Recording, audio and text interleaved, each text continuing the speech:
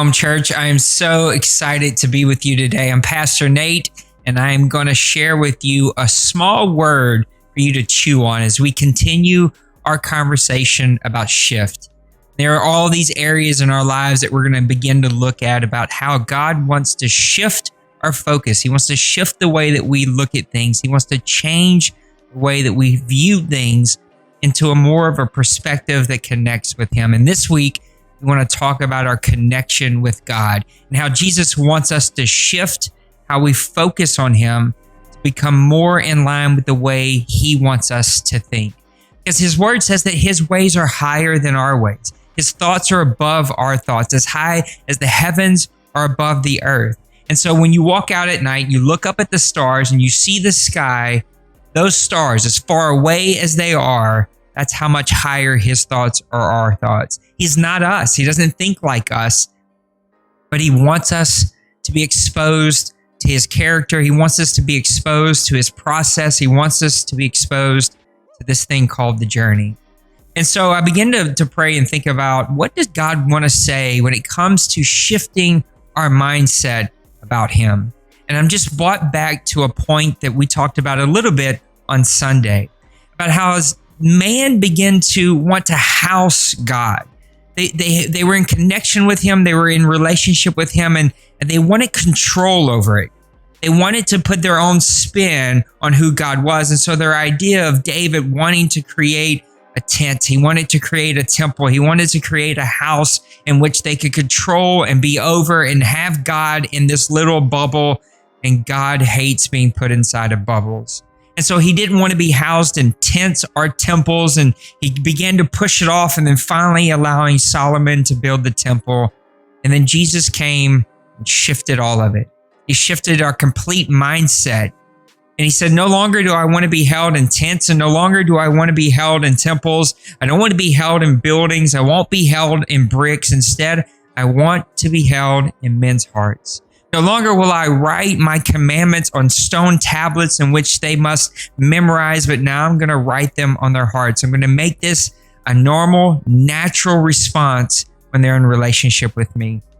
And I think the concept that Jesus wants me to share with you today is that He wants to shift our mindset, that He's not this angry God who writes down all of our mistakes, but He is a God that corrects.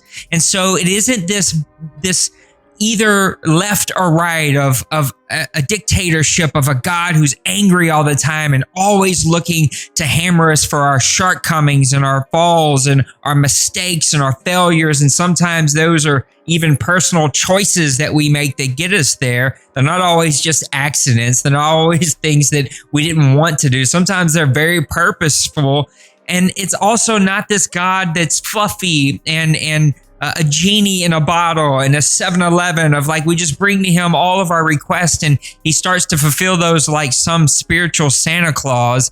He is in between. He is all those things. And God's mindset is He wants to shift us, that His discipline, when it's done the way He perceives it, the way that He views things, when it's done in relationship, is actually a very normal, natural thing. It isn't harsh. It isn't this thing that we want to avoid. It isn't this thing where He's hammering us and we feel bad or we've got to go pay this certain penance. No, it's a normal, natural, loving correction. And though correction doesn't feel good and it doesn't feel awesome, when it's done in the proper perspective of a relationship with Jesus Christ, when we're in that relationship, when He's in us, He's no longer writing these things out to where now we have to study them and learn them, but instead He's writing these as normal, natural things in our heart. And those responses come normal and natural. I want to please Him with my life.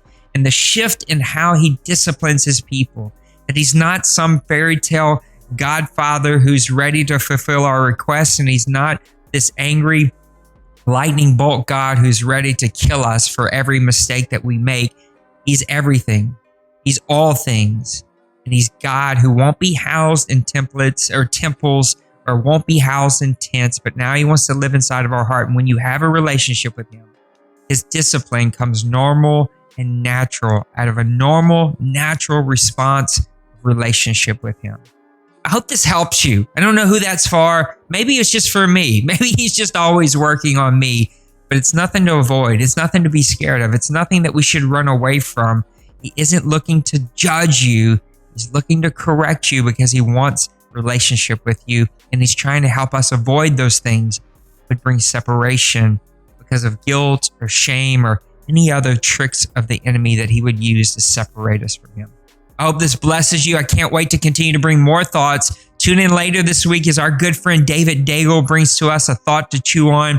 And then Pastor Todd is going to share with us a message this Sunday as we continue to shift our process, continue to shift our perspective, continue to shift the way that we view certain aspects of our relationship with God. And this week, it's our connection with him. God bless you. We'll see you soon.